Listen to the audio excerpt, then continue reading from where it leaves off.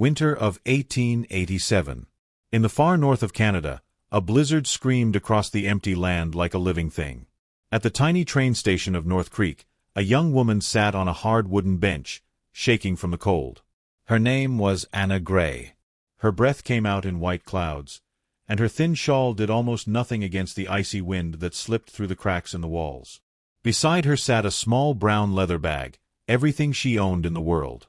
Inside were 3 coins, a faded photograph of her parents, and her precious medical tools. Back in London, Anna had worked as a nurse in a charity hospital. She had learned how to clean wounds, comfort the sick, and stand beside the dying. But when a powerful doctor tried to force himself on her and she fought back, no one believed her. He lied. She was fired. No hospital would hire her again. With the last of her money, she bought a ticket to Canada, hoping to find work in the wild northern settlements where any medical help was welcome. Her money ran out here, in North Creek. The boarding house turned her away when she couldn't pay for another night. The last train had left hours ago, and the next might not come until morning, if the tracks weren't buried in snow. As the storm grew worse, Anna's fingers went numb, her lips turned blue, and a quiet fear crept into her heart. She wondered if this lonely station in a strange country would be the place where her story ended. The sharp sound of hooves on frozen ground broke through the howl of the wind. Anna lifted her head. Through the swirling snow, she saw a large man riding a dark brown horse toward the station. He wore a heavy coat and a wide hat pulled low against the storm. When he reached the building, he dismounted in one smooth motion, tied the horse, and pushed open the station door. A blast of icy air rushed in with him. He took off his hat and gave Anna a quick, searching look. He was around 30, with dark hair, a tidy beard, and the steady eyes of someone used to leading men. "Evening, miss," he said, touching the brim of his hat politely. His deep voice carried a warm tone that didn't match the cold night. "Rough weather to be sitting here alone."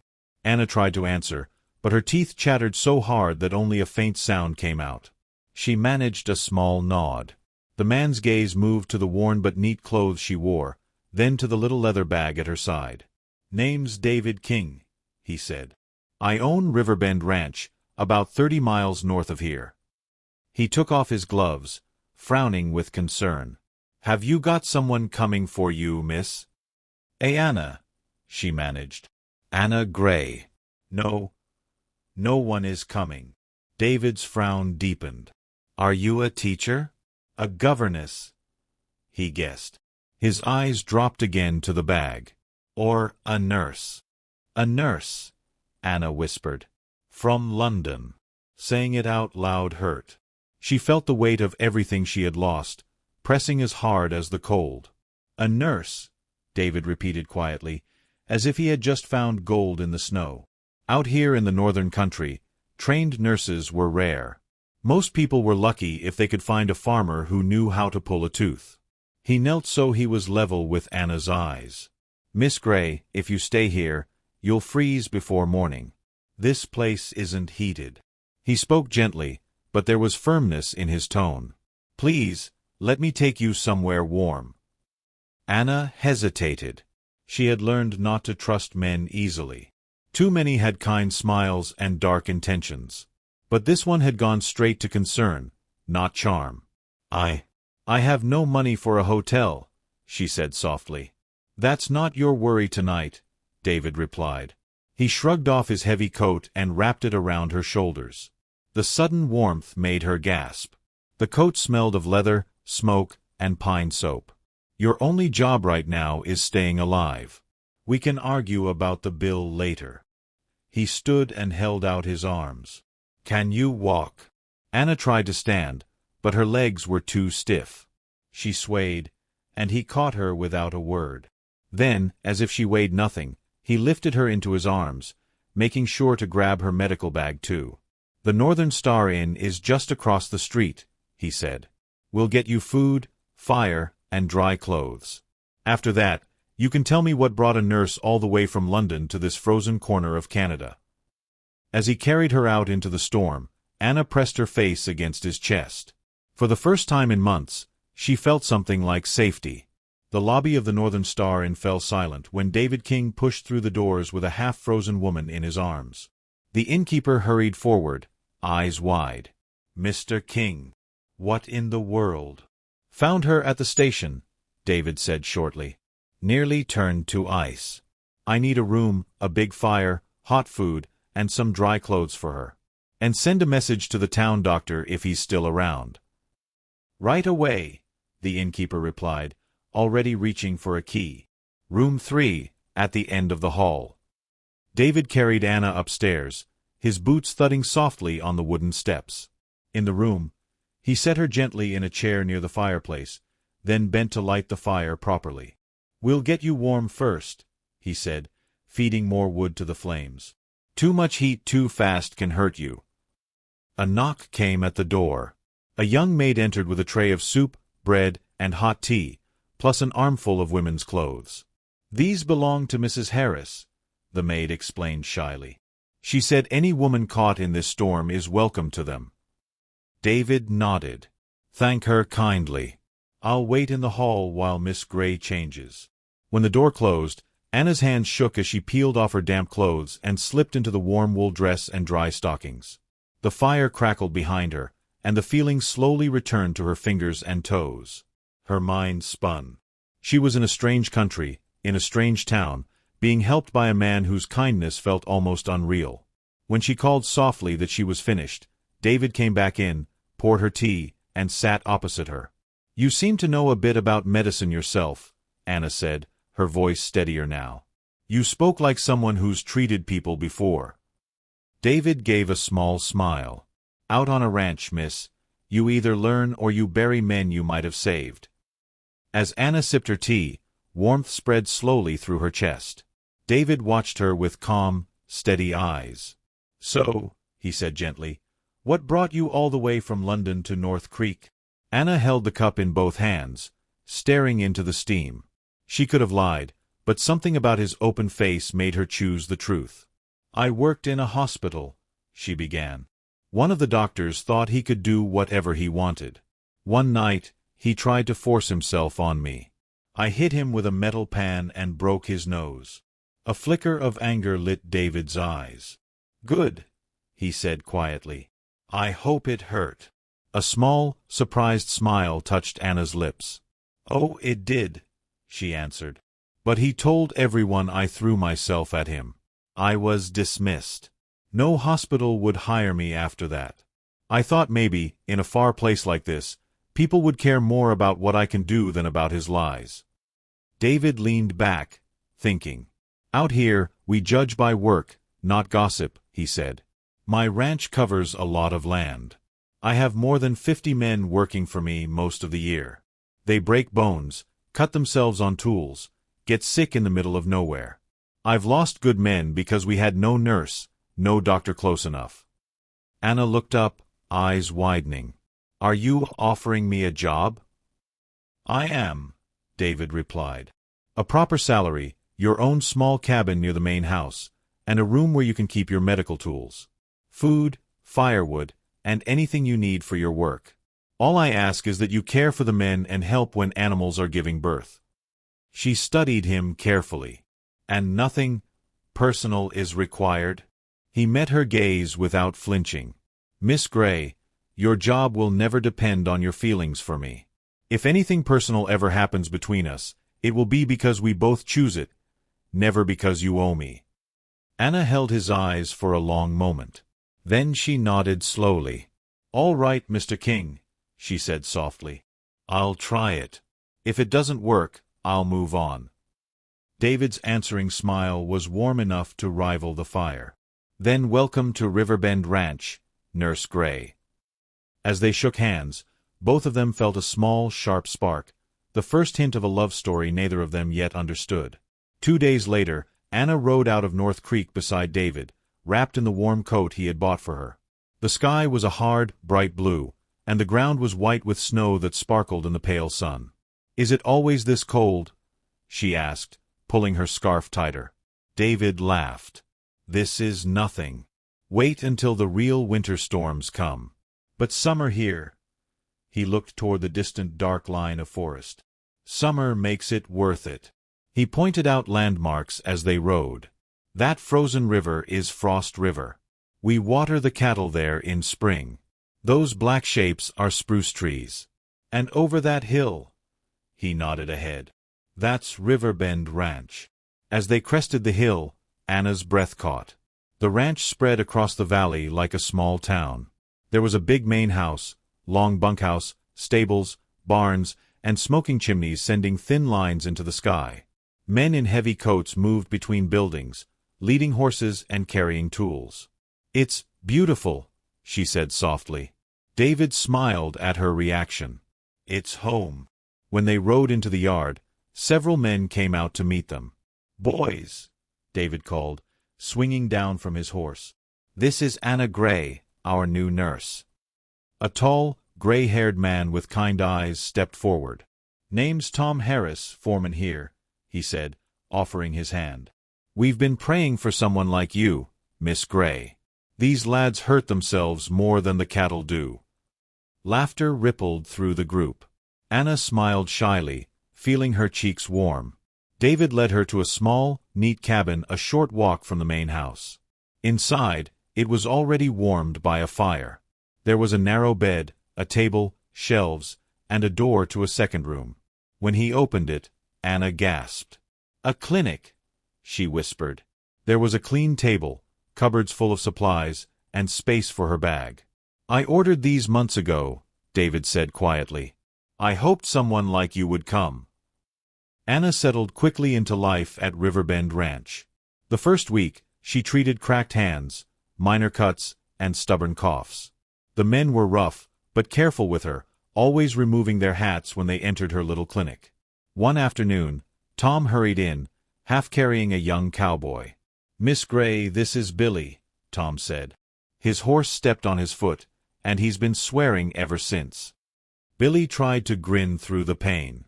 "Don't let her touch it," he groaned. "She might cut it off." "If you keep talking, I might," Anna replied calmly, surprising herself with her own courage. The men nearby laughed. "Sit him down here," she ordered. She knelt to remove the boot. Billy yelped. "That hurts." "I know it does," she said. "But we need to see what's wrong." She examined the bruised foot with careful fingers. "No bone broken," she announced. "Bad bruise, swollen. You'll limp for a while, but you'll live." "Told you she was a miracle worker," Tom said to the others. Anna cleaned the foot, wrapped it tightly, and gave Billy instructions. "No riding tomorrow. Keep it up. If you don't listen, you'll be back here crying." Billy flushed. "Yes, miss." As the days passed, David often stood quietly in the doorway, watching her work. He saw how her touch was firm but gentle, how her voice calmed even the toughest men. One evening, after she had finished bandaging a cut hand, David walked her back to her cabin. The sky was full of cold stars. "How are you finding things?" he asked. "Different," Anna answered honestly. "Hard work, long days. But—" she looked at the dark hills around them. "For the first time in a long while, I don't feel like I'm running." David nodded. "You're not running anymore," he said softly. "You're building something." Evenings became Anna's favorite time. After the day's work, she often sat on her small porch with a blanket over her knees and a mug of tea in her hands. Many nights, David joined her, leaning on the railing or taking the empty chair beside her. They talked about everything. He told her stories about growing up on a small farm, about working in logging camps, about how he had slowly built Riverbend Ranch from nothing. "I started with 10 cattle," he said one night, staring at the moonlit snow. "Now we have hundreds. But I don't want it just for myself. I want it to be a place where people can live and raise families." Anna told him about London. The crowded streets, the smell of coal smoke, the hospital where she had worked. "I loved the work," she admitted. "I loved helping people. But I hated the way some men thought they owned us because we were poor." David's jaw tightened. "Men like that should never hold power," he said. There were quieter moments, too. One evening, when the air was soft and the snow had begun to melt, David was unusually silent. "Is something wrong?" Anna asked. He hesitated. "There's something I haven't told you," he said. "I was married before." Anna's heart gave a small, sharp ache. "What happened?" she asked gently. "Her name was Mary," David said. "We married young. She got sick one winter. Fever. There was no doctor near enough, and no nurse like you. She died, and He stopped, swallowing. "I promised myself that if I ever had land, the people on it would never face sickness alone again. That's why I needed you here."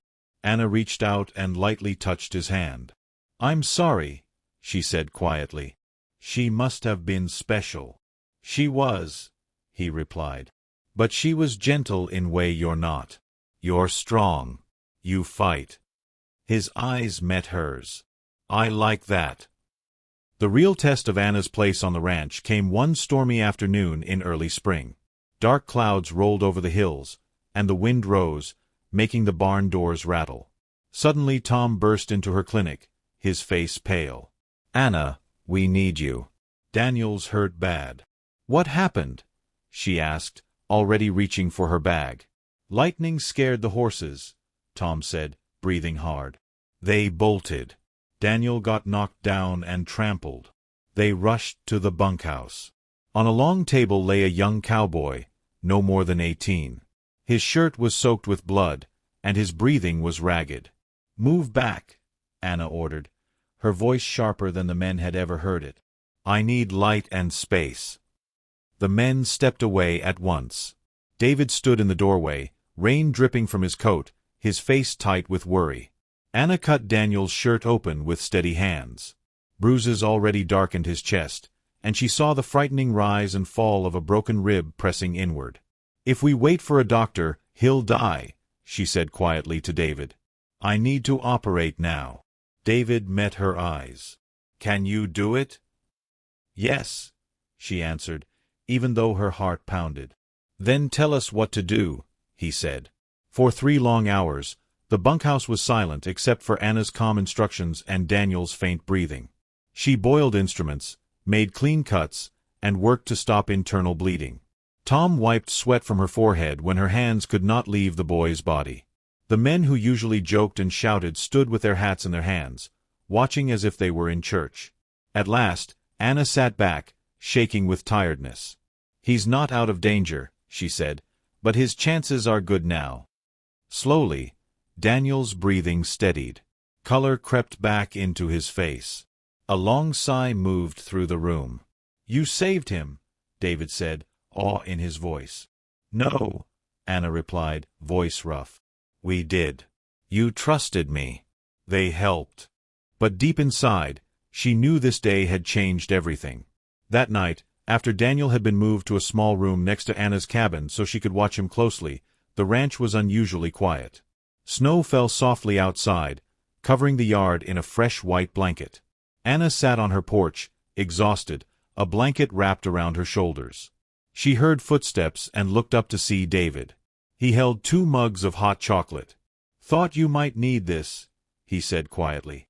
She smiled, too tired to refuse. He sat beside her and handed her a mug. For a while, they said nothing, listening to the muffled sounds of the ranch. Finally, David spoke. "Today, you did what no one else in this country could have done," he said. "The doctor from town said your work was as good as any surgeon he'd seen." Anna stared into her drink. "I only did what I was trained to do," she answered. "You did more than that," David insisted. "You were brave when everyone else was afraid." He looked at her for a long moment. "Anna, I need to be honest with you." Her heart skipped. "About what?" "I told you I'd never tie your job to your feelings," he began slowly. "That's still true. But I can't pretend any more that I only see you as my nurse." He took a deep breath. "I'm in love with you." The words hung between them in the cold night air. Anna's fingers tightened around her mug. "David, She stopped, searching his face. She saw no pressure there, no demand, only hope and fear. "I didn't come here looking for love," she said softly. I came here running from pain. But somewhere along the way, I started looking forward to every evening on this porch. To every conversation with you. She met his eyes. I love you too. Relief washed over David's face. He set down his mug and took her hand. Then marry me, Anna, he said. Not because I saved you from the cold, but because we belong on the same road. Word of David's proposal spread through the ranch faster than a brush fire. The men tried to pretend they were calm about it, but their wide grins and clumsy attempts at secrecy gave them away. One morning, Tom stopped Anna outside the bunkhouse. Miss Gray, he said, clearing his throat, if the boss ever does anything to upset you, you come straight to us. We'll knock some sense into him. Anna laughed. I think he's safe, she replied. For now. The wedding was set for early summer, when the snow had melted and the fields around Riverbend Ranch were green. They built a simple wooden arch in front of the main house and decorated it with wildflowers picked from the hills. People came from nearby farms, from North Creek, and even from farther north. The small-town church sent its pastor, and the innkeeper from the Northern Star arrived with his wife, carrying a big cake. On the morning of the wedding, Anna stood in her cabin, wearing a pale cream dress that Martha, the cook's wife, had sewn for her. You look like an angel, Martha said, eyes shining. I look like a woman who rode through a blizzard, Anna answered, but she smiled. Tom knocked on the door. Ready, Miss Gray? He asked. Or should I say, soon-to-be Mrs. King? Ready, she said, taking his arm. As they walked across the yard, the men stood straighter, hats in their hands. David waited under the arch in a dark suit, looking both proud and nervous. When he saw Anna, his expression softened into pure joy. The pastor spoke of love, trust, and second chances. Do you, David King, take Anna Gray to be your wife? I do, David said firmly. Do you, Anna Gray, take David King to be your husband? I do, she replied, her voice steady and sure. When they kissed, the men cheered, someone played a fiddle, and for a moment the whole valley felt full of light. Married life did not make Anna's days any quieter, but it made them sweeter. She still worked as the ranch nurse, treating injuries, delivering calves, and traveling by sled or wagon when someone in the nearby area fell ill. But now, at night, she and David shared the big bedroom in the main house, talking late into the evening about plans for the future. We can't keep all this care to ourselves, Anna said one night, spreading a rough map of the region across the table. People in North Creek and the smaller camps need a proper place to go when they're sick. David nodded. A clinic in town? A small hospital, she answered. With beds. With trained nurses, not just me. David smiled. Then we'll build it. Over the next few years, Riverbend Ranch grew, and so did Anna's influence. With David's support, she opened a modest hospital in North Creek, a wooden building with clean white walls and 6 beds. She began teaching local girls basic nursing skills. You don't need to be rich or fancy to save a life, she told them. You just need courage, clean hands, and a sharp mind. People started traveling from far away to see Mrs. King, the nurse who could do what doctors back east did. Some newspapers in bigger Canadian cities wrote small pieces about her work. At the ranch, the men still treated her like family. Daniel, now fully recovered, often joked, she gave me a new chest. I should pay her twice. David loved watching Anna in both worlds, the busy hospital and the quiet porch at home. One evening, as they stood together watching the sunset paint the sky orange and pink, he said, You know, our story started with a blizzard and a wooden bench. Look how far we've come. Anna leaned against him. Sometimes the worst nights open the door to the best days, she replied. The peace they had built was tested one spring morning, several years later. A letter arrived from the city, written in a sharp, neat hand that made Anna's stomach twist as soon as she saw it. It was from Dr. Henry Blake, the very man who had tried to force himself on her back in London. He had come to Canada and heard rumors of a nurse performing surgery in the north. In the letter, he accused her of practicing medicine without a proper license and hinted that her shameful past would soon be exposed. Anna showed the letter to David with shaking hands. He's trying to destroy me again, she whispered. David's eyes darkened. He won't, he said. Not this time. A month later, Dr. Blake arrived in North Creek with a government inspector. He walked into the small hospital with a cold smile. Well, well, he said. Anna Gray, now calling herself Mrs. King. Still pretending to be something more than a nurse.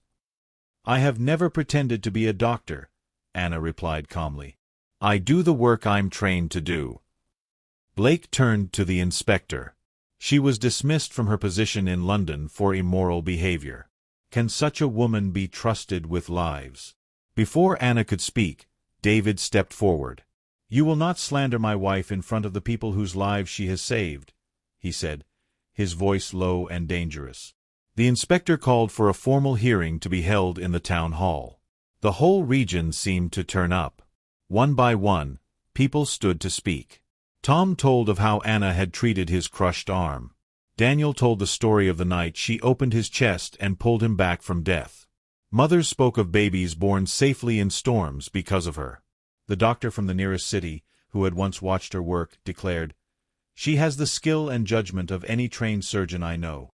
Blake tried to repeat his lies, but this time no one believed him. When the inspector finally rose to give his decision, the hall was silent. Mrs. Anna King, he said, your nursing certificates and the testimony given here today show clearly that you are qualified and trusted by this community. Your work has saved many lives. From this day forward, your training is officially recognized by the Canadian authorities, and you are authorized to continue your medical practice in this region. A cheer exploded through the room. Anna felt her knees weaken with relief, and David caught her in a tight hug. It's over, he whispered into her hair. As for Dr. Blake, the inspector turned to him with a hard look. Your behavior toward Mrs. King in the past speaks poorly of your character. I suggest you leave this region at once. Blake left town that same day, his power broken. In the years that followed, Anna and David's lives grew richer and fuller. The hospital in North Creek expanded. Anna opened a proper nursing school, training young women from all over the north. Some went to logging camps, others to small settlements, carrying her methods and calm courage with them. Riverbend Ranch flourished, too. David improved the land, brought in better cattle, and built small homes for ranch hands who wanted to raise families. Children ran through the yard where once only cowboys had walked. Anna and David were blessed with 3 children of their own, 2 boys and a girl. The boys grew up riding horses and helping in the barns, but they also sat in their mother's clinic, watching her work. You can be both strong and gentle, she told them. Their daughter, with her father's steady eyes and her mother's careful hands, loved to stand on a stool and help wrap bandages. Standing in the doorway one evening, David watched their daughter work and said quietly, She'll change the world one day, just like you. Time passed, as it always does. By the early 1900s, people all over Canada had heard the story of David and Anna King, the rancher who found a freezing nurse at a lonely station and built a life with her that changed a whole region. North Creek grew into a busy town. Riverbend Ranch became known for its fine cattle and fair treatment of workers.